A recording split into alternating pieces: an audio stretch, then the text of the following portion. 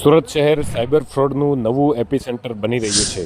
ઉધનામાં 200 કરોડના સાયબર કૌભાંડનો મામલો. ઉધના પોલીસે મયુર ઇટાલિયાની કરી ધરપકડ. MBA બાદ નોકરી નહીં મળતા પાપડનું માર્કેટિંગ અને સાયબર ફ્રોડથી 2 કરોડ કમાયા. બેંક કિટ ભાડે આપી અને કમાયેલા નાણાંથી શેર માર્કેટમાં પણ પોર્ટફોલિયોમાં રોકાણ કર્યું. મયુર ઇટાલિયા MBA કર્યા બાદ દુબઈ પણ રહ્યો હતો, જેથી 2-3 વર્ષ સુધી તેણે દુબઈમાં પણ નોકરી કરી હતી. પોલીસની પૂછપરછમાં મયુરે અનેક લોકોના બેંક એકાઉન્ટ ભાડે લીધા હતા. 30 એકાઉન્ટ પૂરા પાડી ₹1.80 કરોડ કમાયેલો હતો. ઝડપાયેલ મયુર ઇટાલિયા મુખ્ય સૂત્રધારના દૂરનો ભાણેજ થાય છે. સાયબર ટોળકીને પૂરા પાડેલા 100 બેંક એકાઉન્ટ પૈકીના કેટલાક એકાઉન્ટની ડિટેલ પોલીસને ચકાસતા 200 કરોડથી વધુનું ટ્રાન્ઝેક્શન મળી આવ્યા હોવાનો ઘટસ્ફોટ થયો છે.